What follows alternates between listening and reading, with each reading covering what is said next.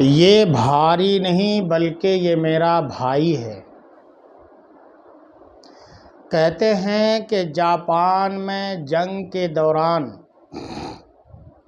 ایک لڑکا اپنے مردہ بھائی کو دفنانے کے لیے اپنی پیٹھ پر لاد کر کہیں لے جا رہا تھا۔ ایک سپاہی نے اسے دیکھا اور اس سے کہا کہ اس مردہ بچے کو پھینک دو تاکہ تم تھک نہ جاؤ۔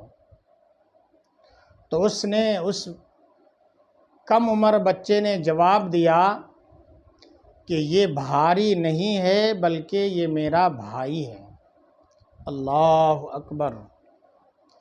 جب سپاہی نے یہ لفظ اس کم سن بچے کی زبان سے سنا تو وہ حیرت زدہ ہو گیا، اس کے دل میں ٹھیس پہنچی اور وہ رونے لگا۔ سپاہی رونے لگا۔ تب سے یہ مقولہ جاپان میں اتحاد کی علامت اور نشانی بن کر رہ گیا ہے۔ کاش ہمارے پورے عالم اسلام کا یہ نعرہ بن جاتا کہ یہ بھاری نہیں ہے بلکہ یہ میرا بھائی ہے، یہ میری بہن ہے، یہ میرا فلاں رشتہ دار ہے۔ اگر میرا بھائی آج گر جائے تو میں اسے اٹھاؤں گا۔ کاش ہم میں سے ہر ایک کا یہ نعرہ بن جائے۔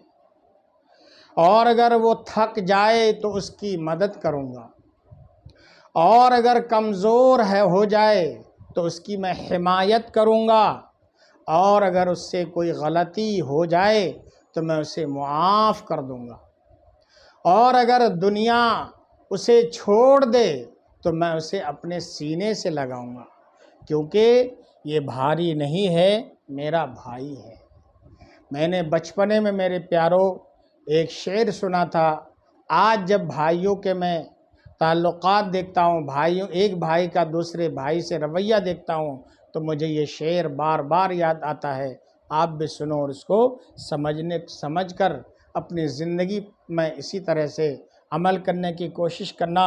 کسی شاعر نے کہا تھا کہ بھائی کے بھائی سے کچھ تقاضے بھی ہیں، بھائی کے بھائی سے کچھ تقاضے بھی ہیں، بیچ آنگن میں دیوار اپنی جگہ ہے۔ بھائی کے بھائی سے کچھ تقاضے بھی ہیں، بیچ آنگن میں دیوار اپنی جگہ۔ تو میرے پیاروں، کاش ہمارے معاشرے میں بھی، تمام مسلم معاشرے میں یہ جو میں نے عرض کیا ہے، اس پر سب عمل کرنا شروع کر دیں اور یہ کہنا شروع کر دیں کہ یہ بھاری نہیں ہے بلکہ میرا بھائی ہے۔